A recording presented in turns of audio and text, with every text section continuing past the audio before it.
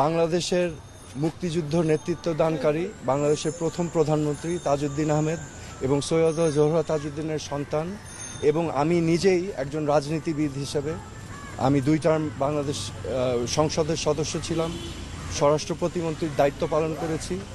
এবং এখন আমি একজন সাধারণ নাগরিক। আমি আজকে এই ব্যাকগ্রাউন্ড এবং একজন সাধারণ নাগরিক হিসাবে আমি ডিবি অফিসে এসেছি, কারণ আমি বাংলাদেশের সকল মানুষের মতোই বাংলাদেশকে নিয়ে উদ্বিগ্ন বোধ করছি। আজকে এই পরিস্থিতি নিয়ে উদ্বিগ্ন বোধ করছি, কারণ আমি জানি, বাংলাদেশের সকল মানুষ জানে যে আমরা মহান মুক্তিযুদ্ধ করেছিলাম একটি সোনার বাংলাদেশের জন্য,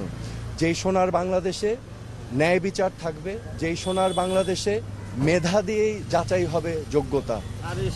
যেই সোনার বাংলাদেশে গরিব ধনী সকলের জন্য মৌলিক